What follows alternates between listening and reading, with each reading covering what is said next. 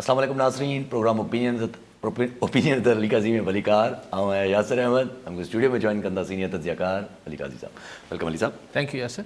अली साहब, मौलाना फज़ल रहमान कल्ह press conference कंदे हिकिड़ी थ्योरी कढी आया। हाणे पोइ हुन थ्योरी में छा वज़न आहे न आहे उहा त ॿी ॻाल्हि आहे, पर मौलाना फज़ल रहमान चवनि था हिकिड़े ख़लीजी मुल्क जेको आहे इमरान ख़ान साहब खे फंड कयो त जीअं गवादर में रंडकू विझी गवादर खे नुक़सानु ॾिनो वञे। अच्छा जी, मौलाना फज़ल रहमान साहब चयो त हिकिड़ी ख़लीजी रियासत हिकिड़ी कॉन्स्पिरेसी थ्योरी, हिकिड़ी साज़िशी थ्योरी मौलाना फज़ल रहमान ॿुधाई त हिकिड़ी पॾेई मुल्क हुननि त ज़ाहिर ख़लीजी मुल्क माना अरब मुल्क उन पैसा ॾिना त इमरान ख़ान वज़ीर आज़म थी वञे ऐं पोइ वज़ीर आज़म थियण खां पोइ जेको आहे गवादर खे स्लो करे छॾे। अच्छा, हाणे सुवालु इहो आहे त इमरान ख़ान वटि हिकिड़ी कॉन्स्पिरेसी थ्योरी आहे त खेसि अमेरिका हटायो। मौलाना फज़ल रहमान साहब चवनि था त जेको आहे हिन खे ख़लीजी रियासत हिकिड़े पैसा ॾिना। हिन खां अॻु मौलाना फज़ल रहमान साहब इहो इल्ज़ाम हणंदा रहिया त हीअ यहूदियुनि जा पैसा आहिनि इमरान ख़ान साहब जे पोयां, छाकाणि त संदसि घरवारी ऐं हू सॼो जेको किसो एक्स घरवारी जो जेको मामिलो। सो कॉन्स्पिरेसी, इंटरनेशनल कॉन्स्पिरेसी थ्योरीज़ जेके आहिनि असां वटि हलंदी रहियूं। असां वटि लियाक़त अली ख़ान जे एसेसिनेशन खां वठी ज़ुल्फ़िकार अली भुट्टो ताईं, ज़ुल्फ़िकार अली भुट्टो वारी त काफ़ी हद ताईं इस्टेब्लिश शइ आहे। असां वटि PNA जी तहरीक छो हली, उनजे पोयां चइबो आहे पेट्रो डॉलर हो। ज़ियाउल हक़ छो बरजमान रहियो, ज़ाहिर जे पोयां अमेरिका हो। सो केरु हुकूमतूं अचनि पियूं, हुकूमतूं वञनि पियूं, हमेशह असां वटि इहो थींदो रहियो आहे त को इंटरनेशनल कॉन्स्पिरेसी आहे, को पॾेई साज़िश आहे। वॾे माण्हुनि ते अमेरिका जो इल्ज़ाम लॻंदो हो, हेठि जेके ही बलोच सिंधी नेशनलिस्ट आहिनि इन्हनि ते इंडिया जो इल्ज़ाम लॻंदो रहियो। सो इंटरनेशनल प्लेयर्स इहे न आहिनि त असांजे मुल्क में ऑपरेट न कंदा रहिया आहिनि। जेके वॾा इंटरनेशनल पॾेई क़ुवतूं आहिनि, ईअं न आहे त हीअ सिर्फ़ु हवाई ॻाल्हियूं आहिनि, कुझु ॻाल्हियूं ठीकु आहिनि। सो बहरहाल फ़िलहाल जेको सियासी प्लेटफॉर्म ते या सियासी फोरम ते सिर्फ़ु इमरान ख़ान जी हिकिड़ी कॉन्स्पिरेसी थ्योरी हली पई त अमेरिका मूंखे हटायो। उनजे जवाबनि पेश आहे त ख़लीजी रियासत इमरान ख़ान खे इक़्तिदार में आंदो। अच्छा, मूंखे हीअ ॻाल्हि सम्झ नथी अचे। मूंखे हीअ ॻाल्हि इन करे सम्झ नथी अचे त मिसाल भुट्टो साहब जे ख़िलाफ़ु सभिनी ख़बर आहे अमेरिका जो बिल्कुलु हथु हो हुन में। अमेरिका जेको आहे हटाइणु चाहियो पिए ज़ुल्फ़िकार अली भुट्टो खे, त छा हेनरी किसिंजर पाण अची हटाए छॾियो भुट्टे साहब खे? न, असांजी इस्टेब्लिशमेंट इन्वॉल्व। इमरान ख़ान साहब जी लाइ ही सॼी अपोज़िशन जी पार्टियूं चवंदियूं रहियूं ऐं एतिरो ग़लति बि न हो त इलेक्शन खां पहिरीं, ठीकु आहे, उहो वेंदे मीनारे पाकिस्तान वारे जलसे खां वठी इहे थ्योरीज़ हलंदियूं रहियूं त असां वटि जेके ग़ैबी ताक़तूं आहिनि, यानी इस्टेब्लिशमेंट सपोर्ट करे पई इमरान ख़ान साहब खे एज़ थर्ड ऑप्शन ठाहिण में। सिलेक्ट करे खणी आया, हुन सिलेक्ट करे वरितो आहे, हाणे हुनखे प्रमोट कयो पियो वञे एज़ थर्ड ऑप्शन।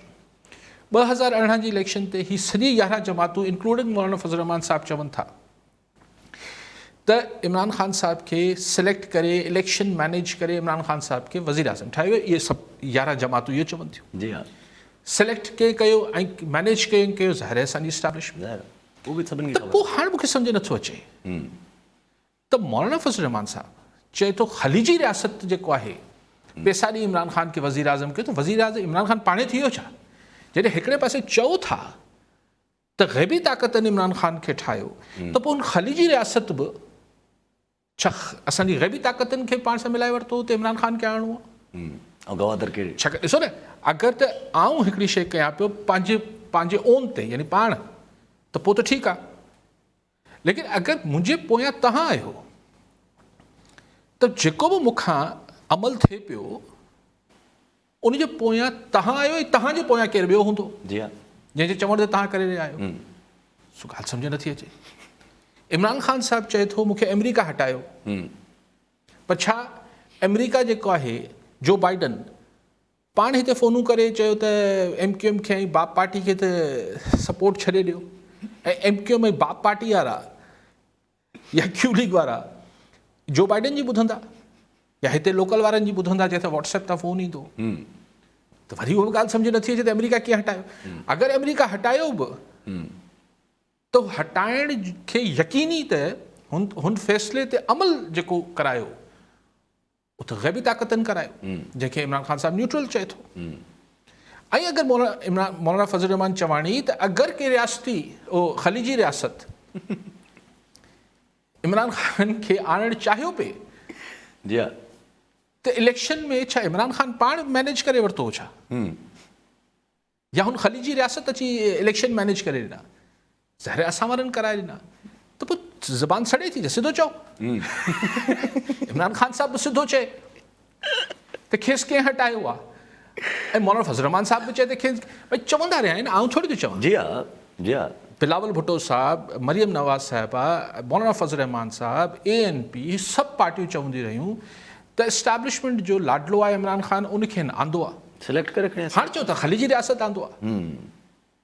त भई ख़लीजी रियासत अगरि आंदो आहे त हू मार्फत एस्टैब्लिशमेंट जी आयो न, इहो चओ न। जी हा चई ॾेखारियो, आउं त नथो चवां, लेकिन ॻाल्हि इहा आहे ही कहिड़ी कॉन्स्पिरेसी थ्योरीज़ आहिनि? भई इंटरनेशनल प्लेयर्स बि पाण जी सरज़मीन ते त कोन था वेहनि, सो मूंखे करे करे ॿुधी ॻाल्हि जो मज़ो वठूं पिया।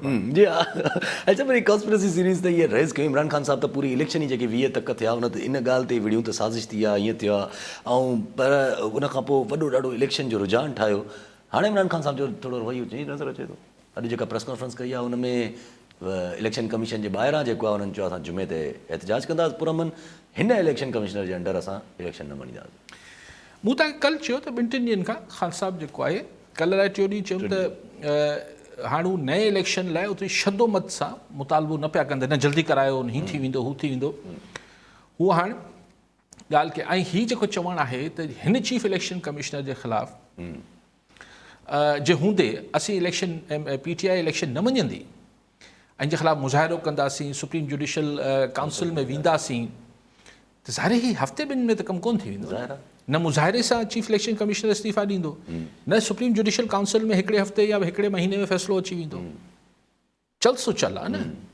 त मतिलबु ख़ान साहिब खे बि शायदि नई इलेक्शन जी तकड़ न आहे, या खेसि ॿुधाइण वारो ॿुधाए छॾियो आहे त अक्टूबर नवंबर में तव्हांखे कराए ॾींदासीं, मतिलबु हुकूमत ख़तमु करे इलेक्शन, त हरूभरू हुन ॻाल्हि ते ज़ोर न वठो, तव्हां ज़ोर भरियो हिन ॻाल्हि ते चीफ इलेक्शन कमिशनर जे।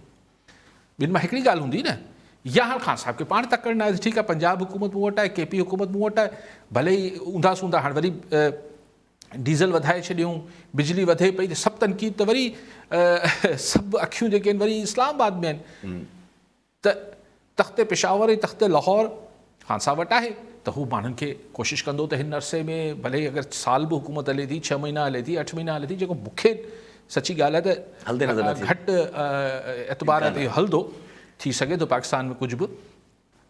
त उन सूरत में त शायदि ख़ान साहिब जी बि दिलचस्पी हाणे ख़तमु थी वई आहे पंजाब हुकूमत मिलण खां पोइ, त जल्दी इलेक्शन जी तकड़ कहिड़ी आहे, भले हले किसो। अच्छा, पर ख़ान साहिब माना पोइ हाणे अचनि था बसि रुगो मोनोलॉग कनि था, आवाम खे ख़िताब कनि था ऐं ॾिसो पार्टी मुनज़म कंदा। हा न ॾिसो न पाण लाइ कमु त हुननि जारी रखियो आहे न, पार्टी मुनज़म कनि पिया, पार्टी खे अॼु चयूं इमरान ख़ान साहिब तक़रीर में त मुंहिंजी पंहिंजी पार्टी मुंहिंजे नज़रिए खे पूरो सम्झी न सघी आहे, त ज़ाहिर सम्झाइण में टाइम लॻंदो, तेसि ताईं इलेक्शन अची वेंदी। ऐं चयूं त हाणे हीअं बि कयां पियो, हू बि कयां पियो, त ठीकु आहे, हिकिड़ो पॉलिटिशियन आहिनि, ज़ाहिर पंहिंजी पॉलिटिकल एक्टिविटी आई, पंहिंजी हाइप त हीअ चोर आहिनि, हीअ धाड़ेल वेही मीटिंगूं कनि था, अलिफ बे। उहो सिंधी सियासतदान कहिड़ो जेको इमरान ख़ान चयो? जी हा, जंहिंजे घर में चवंदा सोनो सड़ी वियो, अलाए छा थियो? जी हा, अलाए केरु, अलाए छक्का 8 हफ़्ता इमरान ख़ान साहिब इहो त चयो आहे कल्ह खां, त छक्का 8 हफ़्ता लॻी सघनि था इलेक्शन अनाउंसमेंट। मूं तव्हांखे गुज़ारिश कई न त इमरान ख़ान साहिब जेको हाणे ज़ोर भरणु बंदि करे छॾियो आहे, जल्दी हींअर अॼु सुभाणे में इलेक्शन करायो, शायदि ख़ान साहिब हिन ॻाल्हि लाइ ज़हनी तौर ते तयारु थी वियो आहे त भले हिननि खे ॿियो चीफ मुक़ररु करिणो आहे त करे वठनि, माना हिन ते बि रज़ामंदी थी वई आहे। बसि ठीकु आहे न। हाणे ख़ान साहिब ॿियो मज़ो वठी ॾिठो आहे त भई माण्हू गॾु आहिनि त केर बि छा थो करे सघे, अगरि माण्हू गॾु आहिनि त केर बि छा थो करे सघे। ऐं फैक्ट बि आहे, ख़ल्क़ ख़ुदा जे साम्हूं बीहणु ॾुखियो आहे डिघे मुदे में। सो ख़ान साहिब खे या त पक आहे त हू नओं चीफ बि जेको आहे इंस्टीट्यूशन पाण ई रखंदो, शहबाज शरीफ़ वारा कोन रखी सघंदा, ऐं अक्टूबर नवंबर में अगरि असेंबली टुटंदियूं त जनवरी फरवरी में किथे चूंडूं थी वेंदियूं, त हरू धरना हीअ सभु करण जी या इस्तीफ़ा ॾियणी कहिड़ी, तेसि ताईं तकड़ में पंजाब जे माण्हुनि खे बि रिलीफ ॾिजे, KP जे माण्हुनि खे रिलीफ ॾिजे। पर KP में जेको लॉ एंड ऑर्डर ख़राबु थिए पियो, शदीद लॉ एंड ऑर्डर ख़राबु थिए पियो ऐं मौलाना किलिंग्स फज़ल रहमान थियनि पियूं ऐं सिर्फ़ु मौलाना फज़ल रहमान ॿियनि अख़बारनि में बि आहे त हू जेके कुझु डिस्ट्रिक्ट आहिनि जंहिंमें सफ़ा पुलिस जी रट ख़तमु थी वई आहे, इहो हिकिड़ो संजीदा मामिलो आहे। मुंहिंजे ख़्याल ख़ान साहब या गवर्नमेंट ॾिसंदी हूंदी हुते KP में। अच्छा पोइ इन में इहो जेको ख़ान साहब जी गवर्नमेंट ॾिसंदी हूंदी, पर इहो घणा माण्हू त इनखे वरी TTP सां बि तशबीह ॾियनि था त मुज़ाकरात जो हलनि था पिया त उन्हनि जा माण्हू बि अचणु शुरू थिया आहिनि। ख़ुदा ख़बर, मुंहिंजो न ख़्याल त हू जेके TTP जा माण्हू आहिनि जेके चीदा उन ते असांजी एजेंसीज़ जी वरी नज़र हूंदी, उन्हनि जी चुरपुर ते वरी नज़र हूंदी, किथे न किथे उन्हनि जी मथां त नज़र हूंदी। ऐं सभु गॾो गॾु अगरि इन सां रखिजे त कल्ह असांजे फाइनेंस मिनिस्टर, अॼु हाणे ज़ाहिर इलेक्शन्स तक नज़र बि नथा अचनि, चयो बि इहो ई थो वञे, हाणे सम्झ में ईंदो त नवंबर अक्टूबर खां पोइ ई थींदा। त कल्ह फाइनेंस मिनिस्टर साहिबु चवनि था त भई मां इन्फ्लेशन जे साम्हूं त होपलेस आहियां, उमेदु आहे त जेको डीवैल्यू थिए थो पियो रुपी इहो पाण ई मुस्तहकम थी वेंदो। पर अॼु वरी चवनि था त असां डिफॉल्ट मां ॿाहिरि आहियूं, असां तरक़ी जी राह ते हलिया पिया आहियूं। ॾिसो, ॾियारी ते प्रेस कॉन्फ्रेंसूं असांजे मुल्क में बि थियनि थियूं, सियासतदान हुजनि या ही मिनिस्टर साहिबान हुजनि, लेकिन सुठी ॻाल्हि इहा आहे त हाणे चवनि था त IMF जो जेको आहे 11 तारीख़ ते अगस्त खां उन्हनि जी मोकलूं ख़तमु थी वेंदियूं ऐं उन्हनि जो हू एग्जीक्यूटिव बोर्ड जो इजलास थींदो, त माना अगस्त में पाण खे IMF जा पैसा रिलीज़ थियण जी का अलाह करे का चङी ख़बर अची वञे। ऐं अॼु थोरो डॉलर झको थियो आहे, 5-6 रुपया किरियो आहे, इंटरबैंक रेट ते 242 ते पहुतो आहे। लेकिन ही कुझु जेको नफ़सियाती दबाव आहे मार्केट ते ऐं ही जेके कमर्शियल बैंक्स जेको पंहिंजो नफ़ो कमाइनि पियूं, अगरि स्टेट बैंक हिननि खे रेगुलेट करे ऐं ही नफ़सियाती थोरो मुल्क में हिकिड़ी सांत अचे, हिकिड़ी जेका गैर यकीनी ऐं बेयकीनी आहे थोरी झकी थींदी, त उमेदु आहे त डॉलर हाणे मूंखे नथो लॻे 150 जो थी वेंदो, लेकिन घटि में घटि हू 200 वारी रेंज में त वापसि अचे। कॉलर सां गॾु पिनल भुट्टो हालामा। जी भुट्टो साहब, छा चवणु चाहींदा? अस्सलाम वालेकुम। वालेकुम सलाम। अॼु काई साहब हींअर ताज़ी ॻाल्हि कई त ख़ैरनि सां डॉलर जो पैसो सस्तो थियो आहे। ॿिए पासे वरी ॿुधायो त सोन बि 2200 रुपया घटियो आहे। तेल जे अघनि में बि घटिताई अचे पई। राति हिननि ऐलान कयो आहे त 3 रुपया 5 पैसा पेट्रोल सस्तो ऐं ॿिए पासे वरी 8 रुपया कुझु पैसा, माना जहिड़ो 9 रुपया डीज़ल महांगी। 3 रुपया ॾेई 8-9 रुपया महांगाई करणु तासुर पियो मिले त पेट्रोल सस्तो थी वियो आहे। पर ॿिए पासे जो डीज़ल जो महांगो थियण जो मतिलबु इहो थियो त एग्रीकल्चर पर्पज़ में डीज़ल जो इस्तेमालु उन ते असरु पवे ऐं ॿिए पासे डीज़ल जेका आहे सा उन पासे बस, कोच, ट्रक, इहो जेको बि निज़ाम हले थो उन में जेका आहे त डीज़ल इस्तेमालु थी थिए। हीअ त पेट्रोल घटाइण जो तासुर ॾेई ॿिए पासे मुआशी जेका आहे तबाही जी तरफ़ वठी वञी रहिया आहिनि।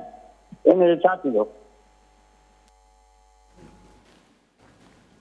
सही, बिल्कुलु सही था चओ त शयूं जेके महांगियूं थियनि थियूं उहो घणे महांगे डीज़ल जे करे थियनि थियूं। तव्हांजी ट्रांसपोर्ट डीज़ल ते हले थी, तव्हांजे गुड्स ट्रांसपोर्ट जेको सॼी आहे उहा डीज़ल ते हले थी, एग्रीकल्चर ट्यूबवेल हे हो सभु ट्रैक्टर ही डीज़ल ते हलनि था।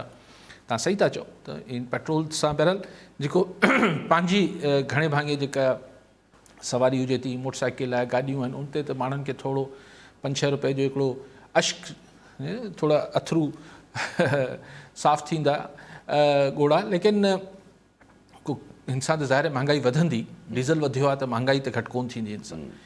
लेकिन जेका अञा ख़ौफ़नाक ख़बर आहे सुबुह जो अख़बार में पढ़ी आयो आहियां उहो इहा आहे त डॉलर सां हाणे पेट्रोल ऐं डीज़ल जी क़ीमत खे को जोड़ण जो को फॉर्मूलो जुड़े पियो ऐं 30 अरब रुपए जा चयो वियो आहे त हफ़्ते में हिकिड़ो प्रपोज़ल ठाहे ॾिनो वञे त 30 अरब रुपए जा टैक्सिस लॻाइणा पवंदा। जीअं पाकिस्तान स्टेट ऑयल जेको PSO आहे, जेको मेजर असांजो पाकिस्तान लाइ ऑयल इम्पोर्ट करे थो, उनजो जेको खसारो आहे उहो 600 अरब खां मथे चढ़ियल आहे ऐं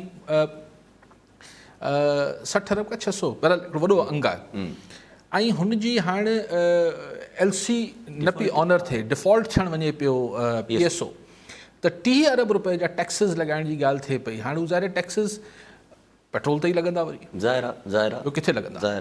सो हाणे पेट्रोल ऐं डीज़ल ते ई लॻंदा। पर अगरि PSO खे डिफॉल्ट थी वियो त पोइ ख़ुदा न ख़ासिता श्रीलंका जहिड़ी सूरत हाल आहे त पेट्रोल न हूंदो त सॼी दुनिया, पेट्रोल डीज़ल न हूंदो त बिजली बंदि थी वेंदी, स्कूल बंदि थी वेंदा, ऑफिसूं बंदि थी वेंदियूं, सॼो कार वहिंवार बंदि थी वेंदो। त इहा वरी बुरी ख़बर जेका आहे उहा बि आहे। ऐं अगरि हिन खे डॉलर सां जोड़े छॾीनि था पोइ त ॾाढी चुट थींदी। पोइ त अच्छा पंहिंजी ॻाल्हि इमरान ख़ान साहब जी हले पई त इमरान ख़ान साहब हिकिड़ी तरफ़ त हाणे थोरो अगरि जे शांति बि थियनि था या अगरि काम बि थियनि था थोरो अगरि हल्को बि हथु रखनि था त पोयां इहे फॉरेन फंडिंग वारी तलवार त लटके थी न। इन लाइ हू मैक्सिमम कोशिशि कनि पिया त इलेक्शन कमीशन खे एतिरो तकरारी एतिरो मुतनाज़ा करे छॾिजे जो हुन जे कंहिं बि फ़ैसिले खे घटि में घटि PTI जा हामी ऐं सपोर्टर ऐं हमदर्द जेके आहिनि उहे चवनि असां त चयो त हीउ माण्हू ई ग़लति आहे, असांजे ख़िलाफ़ु आहे, असांजे ख़िलाफ़ु आहे, असांजो धुर आहे, त पोइ चइबो आहे न त अमीन खे ई तकरारी करे छॾिजे। होॾां हो बि त तकरारी कनि था, PDM वारा बि चवनि था त अगरि फॉरेन फंडिंग जो केस छो थो रोकियो वञे, छा वजह आहे, इलेक्शन कमीशन ऑफ पाकिस्तान छो नथा फ़ैसिलो ॾियनि, हो बि त वरी हिकिड़े क़िस्म जो कॉन्स्पिरेसी था कढनि। ॾिसो ॻाल्हि इहा आहे त अच्छा पोइ इमरान ख़ान साहिबु चवनि था त भला अगरि ॾियणी आहे त पोइ टिनी पार्टियुनि जी ॾियो। हा असां वटि अगरि इदारा फज़ीलत सां कमु करे वठंदा हुजनि हा असांजे माज़रत सां सभई मोतबर इदारा आहिनि, सभु मोतबर माण्हू वेठा हूंदा आहिनि हुनमें, त इहे सभु ॻाल्हियूं न थियनि। वाकई में असां वटि इलेक्शन कमीशन्स जो जेको आहे रोल छा रहियो आहे, ऐं हिन वारी जी ॻाल्हि न ऐं जनरली ॻाल्हि कयां थो, इलेक्शन कमीशन्स जेके सफ़ा ताबेदारी कंदड़ धुरियूं रहियूं आहिनि, सियासतदाननि जूं बि ऐं सघारी धुरियुनि जूं बि। इलेक्शन कमीशन त हिकिड़ो पपेट रहियो आहे असांजे मुल्क में। किथे इलेक्शन कमीशन जेको आहे बाख़्तियार इलेक्शन कमीशन ठहिया आहिनि जेको हिकिड़ो दफ़ो को अची वञे हा ऐं हिन मुल्क में हिकिड़ी फेयर इलेक्शन कराए, पर कीअं करे, हुन वटि पावर्स ई नथा हुजनि। अजीब असां वटि कानून आहिनि, अजीब क़िस्म जा लॉजिक आहिनि त 3 महीननि लाइ निगरान हुकूमत जुड़ंदी, पर छो जुड़ंदी निगरान हुकूमत? दुनिया में जुड़ंदी आहे छा? दुनिया में इहो थींदो आहे त चीफ एग्ज़ीक्यूटिव जा जेके पावर्स आहिनि, निगरान वरी टेक्नोक्रेट्स हूंदा आहिनि न, त वरी उहे पोइ न टेक्नोक्रेट हुजे, अलिफ हुजे, बे हुजे, छो हुजे, कनेक्ट हूंदा उन्हनि खे बि 3 महीने जी थोरो दशकुश कराइणी हूंदी आहे छा? या छो हुजे केयर टेकर? आउं चवां थो इलेक्शन कमीशन आहे न, उनखे 4.5 साल घर वेठे पघार था खणनि, भला आख़िरी 6 महीना कमु करे वठंदा, हुननि खे चीफ मिनिस्टर वेठो हुजे जेको वेठो आहे, प्राइम मिनिस्टर वेठो हुजे जेको वेठो आहे, पावर्स वठी छॾियो ऐं ट्रांसफर पोस्टिंग हे हो एक्शन जेके बि एग्जीक्यूटिव पावर्स आहिनि उहे इलेक्शन कमीशन वटि अची वञनि ऐं इलेक्शन कमीशन अलाह करे ईमानदार हुजे। जी हा, ऐं उन ते वरी पोइ जेको अचे वरी माण्हू वरी पोइ उहो बि ईमानदार अचे। हा अहिड़ा वठी अचनि, पर हाणे ॻाल्हि इहा आहे त leader of house leader of opposition वठी ईंदा त पोइ त ठीकु आहे। जी हा, जहिड़े नमूने leader of the house leader of the opposition. ऐं जब असां वटि जुडिशरी अजीब, अॼु मूं रिमार्क्स पढ़िया पिए ऑनरेबल चीफ जस्टिस जा, त ॾिसो असांजे करे फेयर इलेक्शन थी विया पंजाब में, असां जेको आहे पंजाब में इहो इदारनि जी बहितरी लाइ फ़ैसिला ॾिना। जॾहिं जज साहिबान खे पंहिंजे फ़ैसिलनि खे जस्टिफाई करिणो पइजी वञे, जी हा, इंतिहाई अदब ऐं एहतराम सां, जी हा, जी हा, ख़ाली आहे त जस्टिफाई त जस्टिस मुनीर बि कयो हूंदो जॾहिं हुन नज़रिया ज़रूरत कढी त पूरी जस्टिफिकेशन ॾिनी, मुंहिंजी जस्टिफिकेशन हुई। हू जॾहिं मार्शल लॉ खे हुन चयो त जेको लॉ हू ख़ुदि लॉ आहे, जी हा, मार्शल लॉ आहे न, मार्शल लॉ आहे माना त हाणे ॻाल्हि आहे त जस्टिस मुनीर जी पंहिंजी लॉजिक हुई। हुन चयो त जॾहिं इनकलाबी चवंदासीं, ॿियो छा चवंदासीं, जेको बि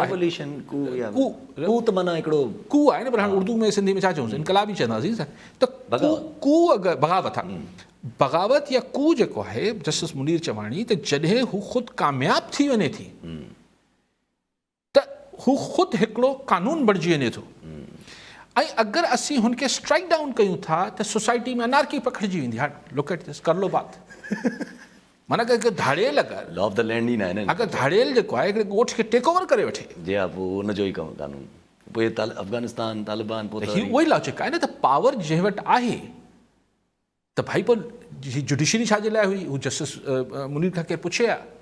त ईअं असां वटि असांजी जुडिशरी माज़ी में अहिड़ा फ़ैसिला कया आहिनि जो हाणे अगरि नियतनि ग़लति न बि हुजनि तॾहिं बि हू माज़ी खे जॾहिं ॻंढे करे माण्हू ॾिसे थो त पोइ आईब्रोज़ रेज़ थी वञनि। जी हा, जी हा, जी हा।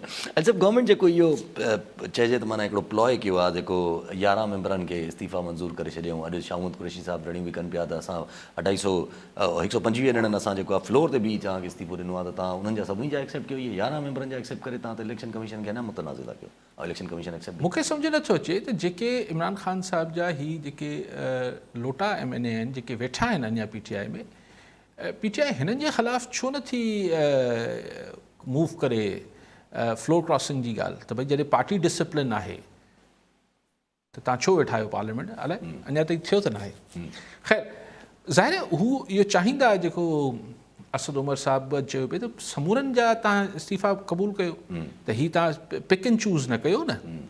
हाणे इहे उहे सीटूं आहिनि 11 सीटूं घणे भाङे मूंखे कंहिं ॿुधायो पियो, मूं पंहिंजी स्टडी न मूंखे कंहिं ॿुधायो पिए, गुनाह सवाब ॿुधाइण वारे ते, चई त हीअ 11 सीटूं उहे आहिनि जिथे घटि मार्जिन सां PTI वारा खटिया आहिनि। हिन भाई त 2 या 3 सीटूं त कराची मां आहिनि, जी हा, हिकिड़ी लियारी मां आहे, हिकिड़ी मलीर मां आहे, हिकिड़ी ॿी किथे आहे कराची मां। त जिथे घटि मार्जिन सां PTI वारा खटिया आहिनि, हुकुमरान पार्टी जेको आहे उहे 11 या स्पीकर साहब उहे 11 जेके आहिनि इस्तीफ़ा क़बूल करे वरिता आहिनि। त अगरि बाई इलेक्शन थींदी जी हा पोइ इनखे बि टेस्टर तसवुरु कजे कंहिंजे लाइ इहे जेके बाई इलेक्शन। हाणे हिते इमरान ख़ान साहब लाइ वॾो चैलेंज हूंदो, ॾिसो फ़ैसिलो छा था कनि, इहो डिसीशन मेकिंग हूंदी, चैलेंज त न पर हिकिड़ो डिसीशन वठिणो हूंदो त छा हू हिन बाई इलेक्शन जो हिसो वठंदा या न वठंदा। छाकाणि अगरि हिसो वठंदा त पोइ हुतां इस्तीफ़ा ॾियण जी लॉजिक छा आहे, ऐं न वठंदा त तक में PTI जेका गुम थी वेंदी। जी हा, इहो उन्हनि जे लाइ हिकिड़ो वॾो कॉलर सां गॾु मोहम्मद बख्श लोराणी थाना बुला खान मां। जी लोराणी साहब, छा चवणु चाहींदा? साईं अली ख़ान साहब खां मुंहिंजो सुवालु आहे त स्पीकर जेके हाणे 11 इस्तीफ़ा जेके मंज़ूर थियूं आहिनि, त मुंहिंजो जेको अंदाज़ो त स्पीकर इहे जेके इस्तीफ़ाऊं आहिनि तरतीब वारा आहिस्ते आहिस्ते ॾींदो, पर हिकिड़ो मूंखे ख़ान साहब जो लॉजिक सम्झो नथो अचे त उहो रिज़ाइन बि कनि था, वरी कॉन्टेस्ट छो था कनि? अगरि तव्हां इन असेंबली में वञणु नथा चाहियो त पोइ तव्हां वरी कॉन्टेस्ट छो था कयो? वरी इहा ॻाल्हि सम्झ में मूंखे नथी अचे त वरी छो था इलेक्शन में वञो? डॉक्टर साहब हिकिड़ो मिंट पहिरीं मूं इहा ई ॻाल्हि कई पिए त हाणे ॾिसणो आहे त ख़ान साहब फ़ैसिलो छा थो करे त बाई इलेक्शन में हिसो वठंदो या न वठंदो। तव्हांजो जेको सुवालु आहे इहो बिल्कुलु इहो सुवालु उभरंदो न। जी हा, जी हा। अगरि वरी PTI पंहिंजा हुते कैंडिडेट्स फील्ड कई त ज़ाहिर आहे उहो वरी इहो सुवालु उथंदो त भई वरी वञी इस्तीफ़ा ई ॾियणी अथव त वरी इलेक्शन छो था विढ़ो। इहो सुवालु आहे। अञा पाण ते अञा त PTI फ़ैसिलो कंदी, इमरान ख़ान साहब फ़ैसिलो कंदो त हू इलेक्शन विढ़नि बि पिया या न पिया विढ़नि। अच्छा, अॼु चौधरी शुजात साहब प्रेस कॉन्फ्रेंस कई। चौधरी शुजात साहब इहो त निगेट कयो कंप्लीटली, त कंहिं सवाल कयो उन्हनि खां त काफ लीग में जेका आहिनि टुटी पई आहे काफ लीग, त उन्हनि चयो न फैमिली टुटंदी या फैमिली टुटी नथी सघनि, इहे माण्हुनि जी अफ़वाऊं आहिनि, इहे माण्हुनि जूं ॻाल्हियूं। उन्हनि चयो त मां अॼु बि चौधरी परवेज़ इलाही खे चवां थो त अचो घर पंहिंजे वापसि अचो ऐं असांजो कमरा जेके आहिनि उहे बराबरि आहिनि हिक ॿिए जे। ऐं बाक़ी उन्हनि ॻाल्हियूं कयूं त असांखे बदनाम करण जी कोशिशि कई वई, मुंहिंजे पुटनि खे बदनाम करण जी कोशिशि कई वई, मुंहिंजे पुटनि खे चयो थो वञे त इमरान ख़ान सां मिल वञी, इहे सभु ॻाल्हियूं कयूं उन्हनि। अॼु आया आहिनि ॿार। बसि हाणे इहो त ठीकु आहे, चौधरी साहब चए त भई दावत पियो ॾिए त पंहिंजे घर वापसि आ जाओ चौधरी परवेज़ इलाही, तुम्हें कुझु नहीं कहा जाएगा। लेकिन ॻाल्हि इहा आहे त हाणे जॾहिं सियासत में शयूं जुड़ी वेंदियूं, जी सियासत हिकिड़ी अजीब ग़रीब शइ आहे। सियासत में अॼो को दोस्त सुभाणे दुश्मन, सुभाणे दुश्मन अॼु दोस्त, उहो मसइलो न आहे। फैमिली कोन थी जुड़े, इहो अहिड़ो मामिलो आहे। ऐं ॻाल्हि इहा आहे त हाणे पुट वॾा थी विया आहिनि ॿिन्ही पासनि खां। ऐं पंजाब में त हिन खे चइबो पियो शरीक आहे। जी हा, सौट पाण खे असां वटि सिंधी में सौट मां साधू हुते शरीक थी वेंदा आहिनि। शरीक जेका शयुनि खे शराकतदार आहिनि। त हाणे ॻाल्हि इहा आहे त क्यू लीग को पीपल्स पार्टी या को नवाज़ लीग त कोन्हे जेको भुट्टो ख़ानदान या शरीफ़ ख़ानदान सां हलंदी। परवेज़ इलाही बि in is on right leader आहे, चौधरी शुजात बि in is on right leader आहे। त चौधरी परवेज़ इलाही जो पुटु मोनस इलाही चए थो त आऊं क्यू लीग जो पगदार आहियां, ऐं चौधरी परवेज़ इलाही जो पुटु आहियां। हू चवनि था त उहो सालिक वारा चवनि था असीं चौधरी शुजात जा पुटु आहियूं त असीं पगदार आहियूं। छाकाणि त सियासती जॾहिं गुजरात जे चौधरीनि जी थियणी आहे, क्यू लीग त मिड़ई नालो रखियो अथनि न। लेकिन ही बहरहाल ॾिसो हिकिड़े प्रोसेस में शयूं थियणियूं हूंदियूं आहिनि। हिन को अजीब ॻाल्हि न आहे। दुनिया जा पूरी दुनिया भरियल आहे मशहूरु ख़ानदाननि में बि ऐं आम ख़ानदाननि में बि ही विछोड़ा ऐं ही जेको बंटवारा। लेकिन सिर्फ़ु ॾिसणो इहो हुजे थो त केरु माण्हू केतिरो फज़ीलत सां करे थो। अलॻि अलॻि त थियणो हूंदो आहे न, नेचुरल आहे न। ॿ भाइर त हिकिड़ी माउ हिकिड़े पीउ जी औलाद हुजनि था न, पर जेके ॿ सौट हुजनि था उहे हिकिड़े पीउ हिकिड़ी माउ जी औलाद थोरी हुजनि था। नेचुरल आहे, नेचुरल आहे, इन में को अजीब ॻाल्हि। लेकिन पोइ जेको वॾो हुजे थो उनखे एतिरो शऊर ऐं अलाह अकुल ॾे त हुन सॻी ॻाल्हि खे फज़ीलत सां करे वठे। हिते बि जेके चौधरीअनि सां थिए पियो, इहे अगरि फज़ीलत सां करे वठनि हा, हिक ॿिए सां, हा सही आहे, एॾो गंद करे हाणे को हीअ त ॾिसो न, हाणे हिक ॿिए खे कढी छॾियो अथऊं पार्टी मां हिक ॿिए खे कढनि पिया, ज़ाहिर घरनि मां हिक ॿिए खे कढनि पिया। हाणे हे एतिरा पाण में रिश्ता थियल अथनि, ऐं हाणे कॾहिं बि शरीक जेके पाण में मिलंदा, भले इन्हनि खे भले भाकुर पाए वठनि, चलेगा नहीं। ऐं जब इन सॼे सिस्टम में जेको तव्हां हमेशह ॻाल्हि कंदा आहियो पॉलिटिकल पार्टीज़ असांजी एक्सपोज थी वञे, सॼे सिस्टम में मेजर एक्सपोज उहे पार्टियूं थी वियूं आहिनि जेके मोर और लेस एस्टेब्लिशमेंट जे चवण ते हलंदियूं रहंदियूं आहिनि। सही, छाकाणि एस्टेब्लिशमेंट ओचितो चयो न त पंहिंजो हाणे न कहिड़ी बची कहिड़ी आहे, चलो पहिरीं त तव्हांजा आउं तव्हांजे मौक़िफ़ सां इतफ़ाक़ Exactly. तव्हांजो त फलाणियूं वधीक एक्सपोज थियूं आहिनि, फलाणी कहिड़ी घटि एक्सपोज थी आहे, हूअं त सभु थी वियूं आहिनि, सभई एक्सपोज, सभु थी वियूं आहिनि, हूअं त सभु एक्सपोज थी वियूं आहिनि, कंहिंखे बि सही तरह सां डिसीजन मेकिंग में सिर्फ़ु पॉलिटिकल पार्टीज़ जो कहिड़ो इंस्टीट्यूशन आहे जेको बचियो आहे एक्सपोज थियण खां? जे इंस्टीट्यूशन सां पंहिंजो तालुक़ु आहे मीडिया, उनजो हाल छा थियो आहे? जी हा, सम्झ में उन्हनि खे बि नथो अचे। छा चैनल्स कनि था, अख़बारूं छा थियूं कनि, कुझु अख़बारनि खे छॾे करे, ऐं ही एंकर साहिबान छा था कनि, सभु जेको आहे उहो मतिलबु लाइकवाइज़ जुडिशरी छा थियो, जुडिशरी सां, इलेक्शन कमीशन, एस्टैब्लिशमेंट, ब्यूरोक्रेसी, कहिड़ो इदारो जेको आहे, ऐं अञा 6 महीना छॾियो त तव्हांखे अञा साफ़ थी नज़र अची ईंदी, कुझु अगरि मुबहम आहे कंहिं ते को ख़ुशफ़हमी अथव त उहो साफ़ थी। कॉलर ज़फ़र नकवी हैदराबाद में। जी नकवी साहब, क्या कहना चाहेंगे? मोहतरम अली काजी भाई, मेरा भाई बिलाल, अल्लाह मियां को सेहत दे, खुश रहें। और सर बात यह कि मुझे आज आपकी तारीफ करनी थी, अली काजी साहब की, बड़ी स्मूथली सुनते हैं, बड़े सब्र से। मुझे पता है कि आप जिस सिचुएशन में बैठे होते हैं, बहुत सारे सेंसर्स आपके साथ हैं, बहुत सारी चीज़ें हैं, लेकिन मैं अप्रिशिएट करता हूं कि आपकी जो वो एक जज्बा है ना, वो संभालने का, लोगों को इज्जत देने का, रियली मैं दिल की गहराइयों से आपको इसका अप्रिशिएट करता हूं। आप पूरी बात सुनते हैं, आपका चैनल बहुत मुझे अच्छा लगता है, किसी किस्म का कोई सेंसरशिप नहीं है, पूरे लोगों को मौका दिया जाता है बात करने का, और उसके बाद आप बड़ी नरम दिली से उसको अपना व्यूज देते हैं।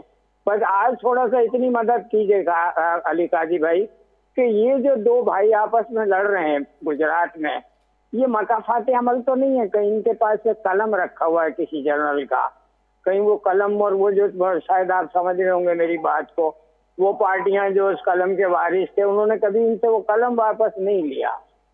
सर इस पे सर ऐसा रोशनी डालिए, अल्लाह आपको सेहत दे, खुशियाँ दे, परवरदिगार आपका ये टाइम चैनल और तरक्की करे। Thank U sir. ठीक है नकवी साहब, थैंक यू नकवी साहब, आमीन सुमामीन, जो आपने दुआ की, अल्लाह आपको खुश रखे।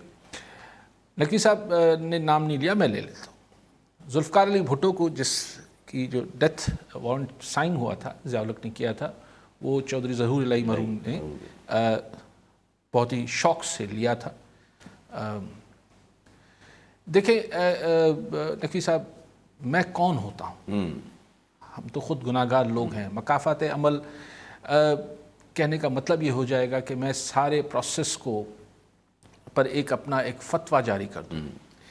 लेकिन ये बात सही है, ये बात दुरुस्त है कि कुछ अमल इतने नापसंदीदा होते हैं, आप दुश्मन के लिए भी ये नहीं सोचते हैं। तो इंसान जब ताकत में होता है, इंसान किसी किस्म की ताकत हो उसके पास, चाहे उसके पास इक़्तिदार की ताकत हो, चाहे पैसे की ताकत हो, चाहे ज़हानत की ताकत हो, किसी भी ताकत में, जिस्मानी ताकत हो, उस ज़ौम में वो समझता है कि वो ताहयात वैसे रहेगा और वो चीज़ वापस पलट कर मुंह पे नहीं आएगी। कभी कभी नहीं भी आती, वो मालिक का फैसला है, लेकिन कभी कभी चीज़ें पलट कर मुंह पर आती हैं, और ये तारीख़ इन चीज़ों से भरा पड़ा है। मैं किसी के लिए ये नहीं कहना चाहता हूँ कि वो लेकिन ज़ाहिर है जुल्फ़िकार अली भुट्टो से 100 अख्तलाफ़ात। मैं हमेशा कहता हूँ कि देखिए ये इंसान थे, लेकिन आज भी उससे बड़ा मुदब्बर स्टेट्समैन और सियासतदान पाकिस्तान पैदा नहीं कर सका। कम से कम लाइमलाइट में नहीं आया, कहीं कोई छुपा हुआ आदमी हो तो हमें पता नहीं है, लेकिन उससे और से बहुत सी बातों पे ZAB से बहुत सी बातों पर, اور اتفاق سے نقوی صاحب میرا شوق تھا بچپن سے کہ میں ZAB کو نہ صرف میں نے بہت پڑھا بلکہ مجھے فارچونیٹلی خوش قسمتی سے بھٹو صاحب کے ساتھ رہنے والے بہت سے ان کے رفقا سے میں نے آن دا ریکارڈ بھی اور آف دا ریکارڈ بھی گھنٹوں کے گھنٹوں طویل میری نشستیں رہیں، چاہے غلام استاد کھر ہوں، چاہے غلام استاد جتوئی مرحوم ہوں، چاہے حفیظ پیرزادہ مرحوم ہوں، چاہے ممتاز بھٹو ہوں، چاہے بہت سارے لوگ. صرف ایک خاتون رہ گئی تھی، مجھے بہت شوق تھا، میں نے ان سے گزارش بھی کی کہ مجھ سے بات کریں پر انہوں نے نہیں کی. خاتون کا میں نام اس وقت نہیں لے سکتا ہوں. تو میں نے بہت سے لوگوں سے تو بھٹو ZAB کو میں نے بہت بچپن سے ایز اے سبجیکٹ کر کے ان پر اسٹڈی کیا ہوا ہے. ان کا بچپن کے کیا معاملات تھے، ان پر وولپٹ نے کیا لکھا، اس پر دوسروں نے کیا لکھا، ان کے مخالفین نے کیا لکھا. ایون پروفیسر غفور سے میری بہت زیادہ اس پر گپ شپ ہوئی. پروفیسر غفور اس 9 ستارے کے وہ تھے، مخالف تھے. تو کہنے کا مقصد یہ ہے کہ وہ ایک ظاہر ہے جنہوں نے وہ پین لیا وہ سیاسی طور پہ تو ایک پگمی تھا نا ذوالفقار علی بھٹو، مطلب میڈیوکر بھی لفظ بڑا ہوگا. تو اب میں کیا کہوں، میں یہ فتویٰ نہیں جاری کرتا ہوں، لیکن یہ بات قدرت کا ایک اپنا فیصلہ ہے کہ وہ کہتے ہیں نا جو جاتا ہے وہ پلٹ کر آتا بھی. اور وہ صرف ذوالفقار علی بھٹو یا چودھری خاندان پر یہ قدرت کا قانون لاگو نہیں ہوتا. جو لوگ بھی آج بھی یہ حرکت کر رہے ہیں، وہ کہتے ہیں کہ پنجابی میں کیا کہتے ہیں بڑا اچھا سا کہ دشمن مر جائے تو ہنسنا نہیں چاہیے، ایسے کچھ بولتے ہیں. کدو کدو سجن بھی مر جاندے ہیں، کہ دشمن مر جائے تو ہنسنا نہیں چاہیے، کبھی کبھی سجن بھی مر جاتے ہیں. تو یہ کسی کی موت پر بیٹھ کر وہ پین لینا کیا ایسا اگر پانچ گال ہلے پئی تو جسٹس مشتاق جیسے کردار اور یہ لوگ کیا تھے یہ لوگ. یس لیکن اب اچھا پانچ گال ہلے پئی تو سیاست जे हिसाब सां हिकिड़ो सुवाल उभिरे थो त जीअं तव्हां ॻाल्हि कई त पाण ई सिस्टम आहे 6 महीना अञा छॾियो त एक्सपोज़ थी वेंदा, अञा वधीक एक्सपोज़ थींदियूं शयूं. ॻाल्हि इहा आहे त पोइ जेको अगरि इहो सिस्टम स्टेबल थी वियो हाणे, मिसाल हाणे इलेक्शन न बि थिए थी या स्टेबल थी वियो नवंबर ॻाल्हि खिचजी वञे थी ऐं चयो इहो ई वञे थो त साल अञा पूरो करिणो आहे, चलो ठीकु आहे. त अगरि नई अपॉइंटमेंट थिए थी त अगरि उन्हनि वरी को सिस्टम में फेर करणु शुरू की त वरी ॻाल्हि ख़राबु थी वेंदी, पोइ त वरी अञा गंदो जेको आहे उहो अगरि वरी इंटरफेरेंस वरी इंटरफेरेंस अगरि शुरू थी वई त ॾिसो हाणे आउं नथो चई सघां त इंटरफेरेंस थींदी या न थींदी, पर सरे दस्त आउं सम्झां थो त एतिरो प्रेशर डेवलप थियल आहे ॿिन्ही धुरियुनि यानी समूरी सियासी धुरियुनि पारां. ऐं हीउ जेको सो कॉल्ड सोशल मीडिया आहे, हीउ जेको सो कॉल्ड असां वारो कन्वेंशनल मीडिया आहे, पब्लिक ओपिनियन आहे, एतिरो प्रेशर क्रिएट थियल आहे जो ब्लेटेंटली यानी बिल्कुलु खुलेआम को बि शइ को बि करण जी हिनल पोज़ीशन में न आहे. तव्हांखे यादि हूंदो ऐं हमेशह हिकिड़ी ॻाल्हि चवंदो हुउसि, ऐं पोइ शायदि अक्सर मुंहिंजी ॻाल्हि ॿुधी खिलंदा हूंदा मुंहिंजी घटकली ते, त आउं चवंदो आहियां त बाबा पब्लिक ओपिनियन जेको राय आम आहे हिन में वॾी सघ हूंदी आहे.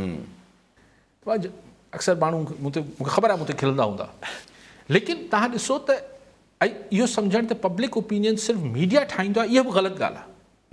वरी मूंखे मिसाल ॾियणो पइजी वेंदो ज़ियाउल ऐं मोहतरमा शहीद वारो. त 77 में ज़ियाउल अचे थो,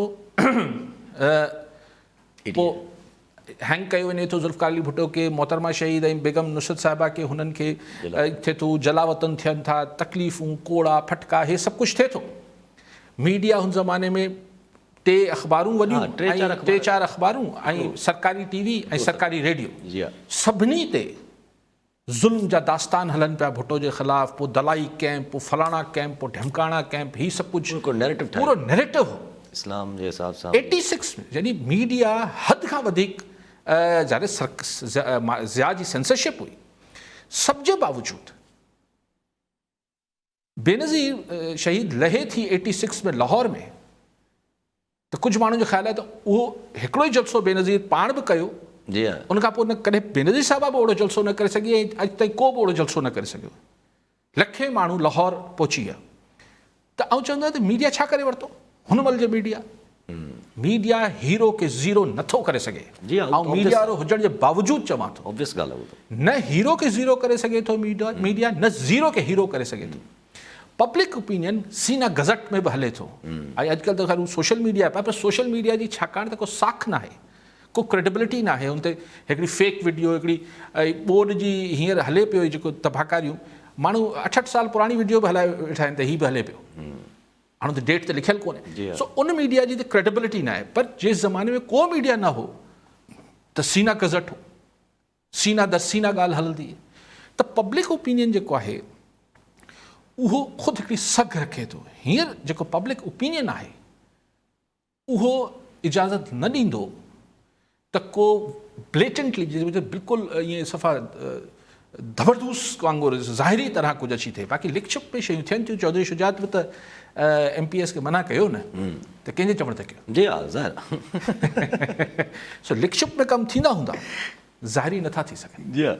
अच्छा, इमरान ख़ान साहिबु जेको इहो क्लेम कनि था पिया त हाणे मां पंहिंजी पार्टी खे मुनज़म करे ऐं नेक्स्ट इलेक्शन 2/3 मेजॉरिटी खणी ईंदुमि, किथे नज़र अचे थी? पॉइंट इज़ के जनरल इलेक्शन्स जी पंहिंजी डायनेमिक्स हूंदियूं। इमरान ख़ान साहिबु वटि पॉपुलर नैरेटिव आहे, इन में को शक न आहे। ऐं ज़ाहिर माण्हू छा सां तज़िया निगार छा सां मापींदो? असां वटि रीसेंट जेको पोल्स आहिनि इलेक्शन बाय इलेक्शन जा पंजाब में, उन में इमरान ख़ान जेको आहे काफ़ी आहे, काफ़ी मथे आहे। 15 सीटूं आहिनि। ठीकु, 15-20 मां 15 आहिनि। So almost 70%। यस, ठीकु आहे। सो हींअर ग्राफ तमामु मथे आहे। परसेप्शन बि हुन जेको नैरेटिव आहे उनजो पावरफुल आहे। लेकिन यासिर साहिबु जेके जनरल इलेक्शन हुजनि था उनमें तव्हांखे कैंडिडेट्स खपंदा आहिनि, उनमें रिसोर्सिस खपंदा आहिनि, उनमें मोबिलिटी खपंदी आहे, उनमें जेका लोकल धांधली थींदी आहे। धांधली जा बि त को हिकिड़ो लेवल न आहे न। हिकिड़ी धांधली अगरि तव्हां वॾी सरकार विच में न बि पए त हू जेको लोकल थिए थी उहो बि त कंहिंखे रोकणी हूंदी आहे न। सो हू सॼा जेके लवाज़मात आहिनि। अच्छा, ख़ुदि अञा कई वॾी फील्ड्स आहिनि जिथे इमरान ख़ान साहिबु, जीअं पाण ॻाल्हि कयूं था सिंध बलूचिस्तान में इमरान ख़ान साहिबु नथो नज़र अचे। सिंध में सिर्फ़ु कराची में पाण खे उहो बि पाण नथो अचे, लेकिन हुनजो नैरेटिव विकिरो थिए थो। इंटीरियर में पाण खे इमरान ख़ान साहिबु नज़र नथो अचे। उहो अलाए छा थियो, उन ते केरु नथो ॿुधाए। उहो इमरान इस्माइल साहिबु चयो त इलाही सारा वॾा पटका PTI में वञण लाइ राज़ी वेठा आहिनि। उहो ख़ान साहिबु अचे त ख़ान साहिबु अचे, कलाक ॾेढ लाइ त ईंदो आहे। ॾाढो कलाक 6-7 कलाक लाइ थोरो टाइम कढी सिंध अचे। ख़ान साहिबु हिते नथो अचे। हाणे सॼो फोकस त हाणे वरी तव्हां केॾी महिल ॿुधाईंदसि जेके ख़ान साहिब जी मूं उन सां कचहरी कई त मूंखे छा 2012 में चयो हुई हिन हवाले सां, सिंध ऐं पंजाब जे हवाले सां। पोइ केॾी महिल फिर सही, इहा बात फिर सही। त इन करे आउं ॿुधाईंदुसि, छाकाणि अकेलो न वेठोसि, 8 माण्हू ॿिया वेठा, तंहिंजे करे को अहिड़ी राज़ जी ॻाल्हि न आहे।